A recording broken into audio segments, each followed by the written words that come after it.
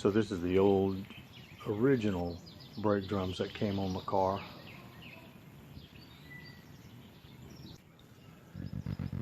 And the originals have a slot machined into them so that you can use the slot with a feeler gauge to adjust the clearances between the brake shoes and the drums. Slot right here.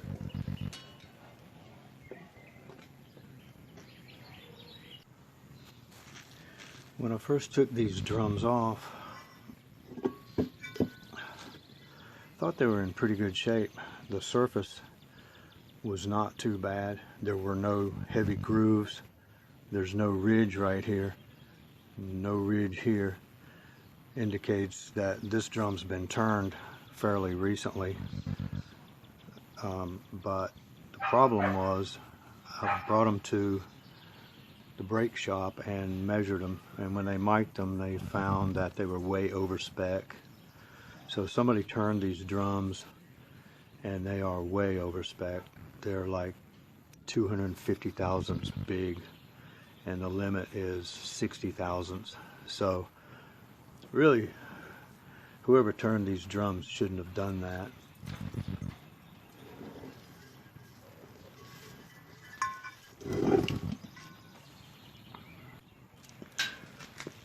So since I'm buying new drums, I had to remove the hubs from the old drums, and the studs were swaged into the drum, which is a process like a rivet. This area of the stud winds up being smashed down into the flange, giving it a rivet effect, and it's very difficult to get these out of the old drums. I tried a big hammer, didn't work. Brought them to the machine shop, let them press them out, and you can see this is slightly concave now. It looks like it's actually was damaged when they pushed the old studs out, and so I had to replace the studs as well. So these are new. The only issue with these for me is that the studs were replaced with right-hand thread, and the driver's side of the Cadillacs in 55, along with a lot of other cars, were left-hand threads. So that's a bit bothersome, but not really a big deal, I guess.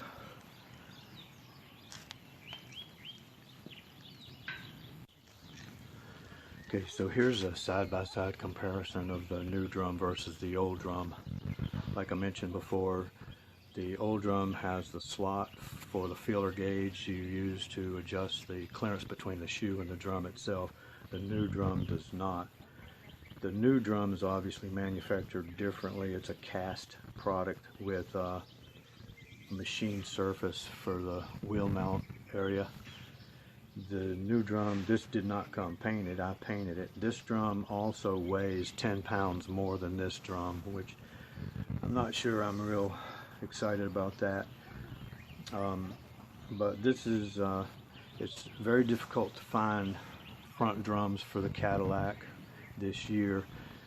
Everybody wants to sell you a disc brake conversion kit, and I'd like to go that route, but for now, this is the cheaper way to go for now, and it'll help me get the car back on the road sooner.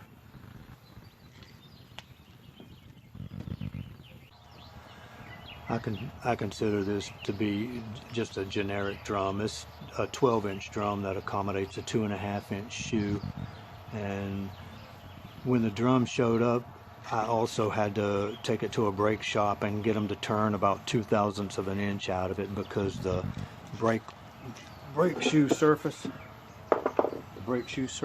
was more of a rough cut. This is a nice fine cut, the way the finish cut should be, and of course it was a good idea to make sure that the new drum was also round and not warped or distorted. All right, starting to rain. Hope you can hear me. So while I'm in this far, I might as well replace the inner and outer wheel bearings. The bearings are actually already removed from this hub except for the inner races. That's the inner race here on the outer bearing, and here is the inner race on the inner bearing. And to take these races out, you knock them out from the opposite side with a long drift or a punch. See if I can show it to you. You can see this is the tab that the outer race is driven up against.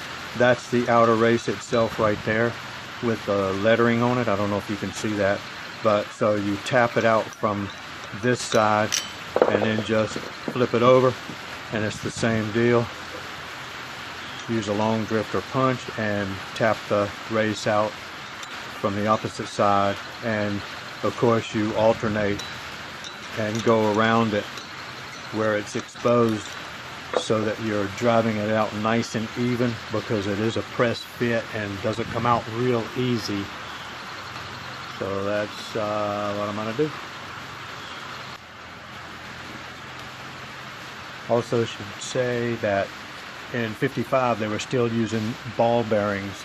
They had not gone over to the Timken tapered roller bearing. So I did go ahead and buy the ball bearing kit, and I'm sure they make a conversion kit where you can change these over to Timken rollers, but I didn't really research that at the time. Probably should have, but I didn't. So I'm just going to go back with the ball bearings.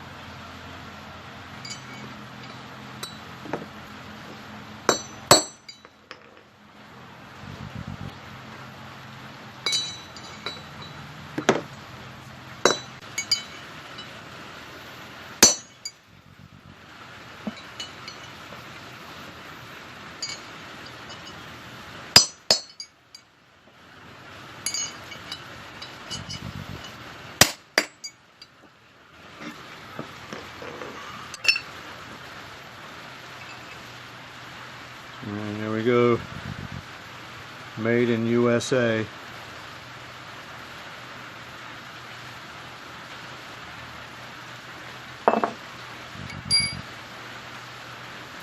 The way it should be.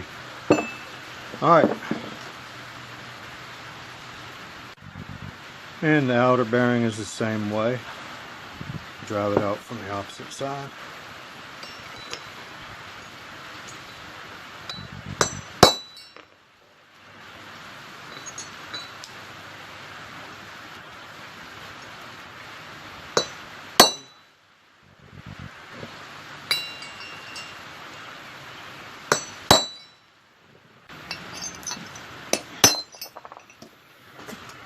And there we go. Okay, so you got to use a driver tool to install the new bearing races, and the attachment that you use, obviously this diameter has to be smaller than this diameter, and I don't want to use it this way because I don't want this surface touching the surface that the ball bearings roll on, so I'll use it configured like that with the handle put on it. Now for some reason this driver kit doesn't have an attachment that fits the outer bearing. This attachment falls down inside. I need for the attachment to ride up on top of the bearing right here, and this one doesn't. It falls inside, but the next size up is too big. This diameter is bigger than this diameter, and the tool has to be able to follow the bearing race down into the hub because it's recessed into the hub. It's it's less than flush right here. So I'm going to use a socket, and the socket's just slightly smaller diameter than the bearing. And whatever you use, you got to be sure that the tool will go down into the hub so that you can push the bearing all the way up against the pad that it seats on. The outside bearing and inside bearing, same thing.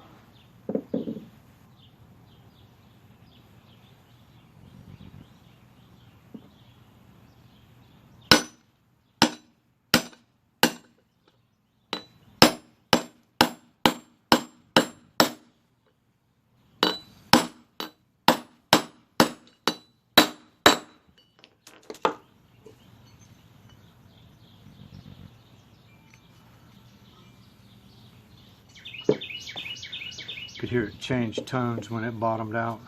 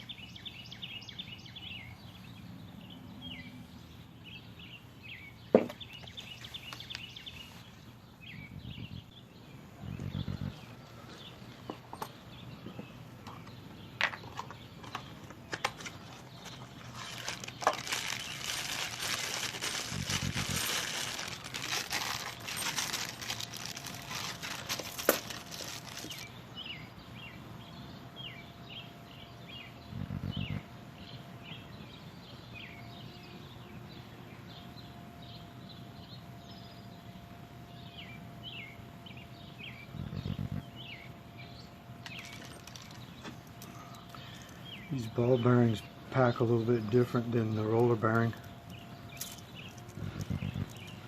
The roller bearing has a different, obviously has a different type of cage, and you can get a lot, seems like you can get more grease in there. Actually, supposed to do it like that, but like I said, the roller bearing, the ball bearing cage is just different than the roller bearing. So I'm just going to make sure I'm completely 100% covered in grease, packed full.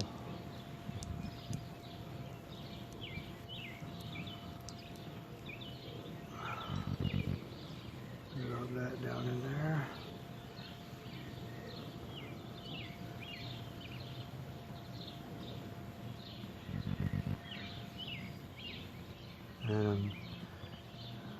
Once I put the inner race in, there's going to be a void right here that I want to be sure is full of grease before I put the seal in place.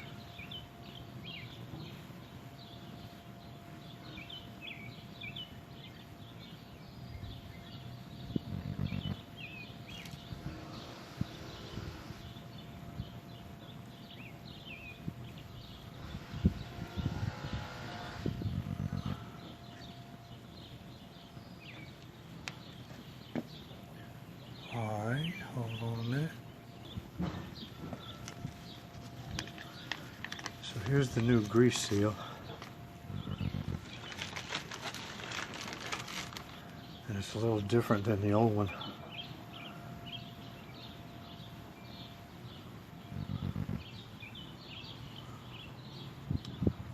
The new one's got this flange on it. Not really a big fan of that. So let's see, now I've got this void completely full of grease.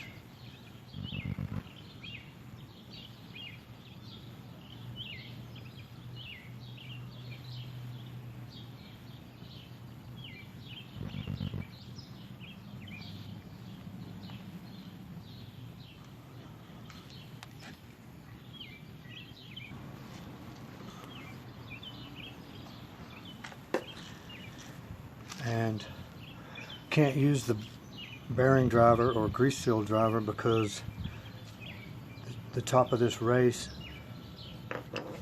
sticks up above this surface here.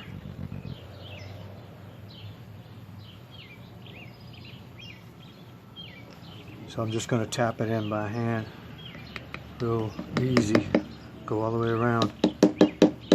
You'll feel it kind of suck down in there with your fingertips.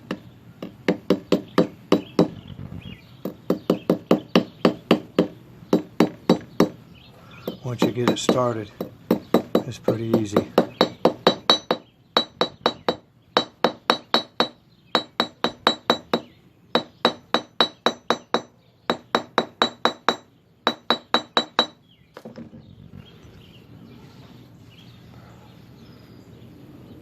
Completely seated.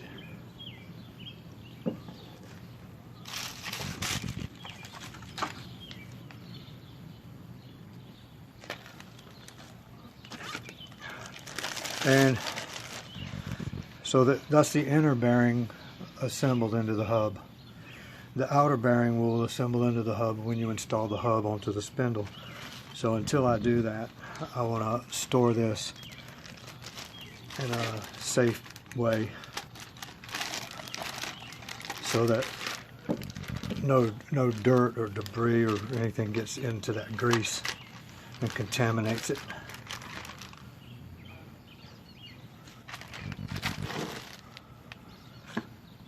So that's it for a while for that.